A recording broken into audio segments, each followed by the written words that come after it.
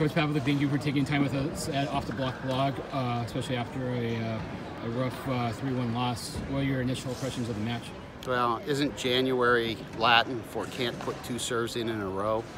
And I think that's what we had here. Both teams. You know, January right now, nobody ever remembers at the end of the season. And I think more than anything else, we come here for more of a fact-finding mission and finding out, okay, here's where we're at, here's what we've got to do, here are the teams we're going to play, and especially this year where this is going to be the setting for the NCAA championships. We'd like to get back here in May, and if we do that, we're using this as the dry run to kind of get acclimated to what we're going to see 4 months from now. So, yeah, I think the match itself was pretty much what I kind of expected from us, knowing what we've been through the last 2-3 weeks in training and getting ready to see this level of play. I think there were times where we played pretty well and times where we didn't. And, you know, we're still a step behind, but those are some things that we're going to address between now and the end of April. No disrespect to the likes of Mount Olive, but how much of a jump in competition was a factor tonight? Well, you know, it's not so much jump in. The jump in competition really reflects itself in the experience of the opponent that you play. You know, you've got Micah who's played internationally with the junior national teams. You know, you've got guys here that have played at a level that they know they have to play at to win. And I think that level of play is exactly why we come out here. If you don't execute, either if you lack communication, if you lack consistent first or second contacts, you're not going to get the ball back to have a do-over in the same rally. And chances are you're not going to side out as easily on the next play either, because they're going to come at you. They're going to ride that wave, and I think that's something that we have to get used to over the course of the next four months. That's what I've got to do for my team. Obviously, looking at the stat sheet, UCLA dominated hitting percentage in the first, third, and fourth sets. But the one stat that jumped off the screen to me was the discrepancy in blocks. What was UCLA doing to have the advantage in that area? Well, UCLA was serving us to the point where our first contacts really made we couldn't do anything except be pretty predictable. And if you're predictable against this team, they're going to get in front of you and they're going to challenge you.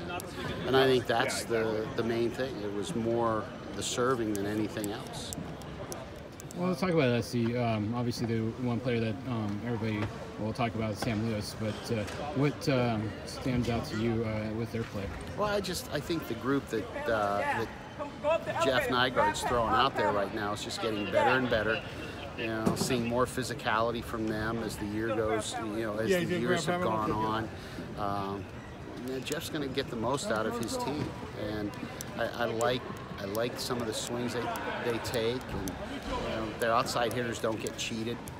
They're going to be as physical as they can be, and we've got to make sure that we're prepared to play against another physical team. We're going to have situations where the ball's up in the air, maybe not as controlled as we want it to be, but we got to do a better job of turning those opportunities into points for us. How much do these non-conference matches really mean? Because at the end of the day, you are really, your one goal that you can control is winning the EIVA. How much do you allow yourself to kind of play around with the lineup and do things that you wouldn't ordinarily do in a conference match? I think it's more about a fact-finding mission, you know, especially in January. You know, making sure that we give our guys an opportunity to experience the situations that hopefully we're going to be in April against teams that can make you pay if you don't communicate, if you don't execute what you need to do.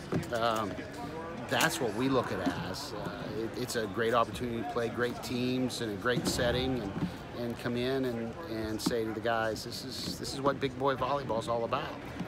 Two more questions.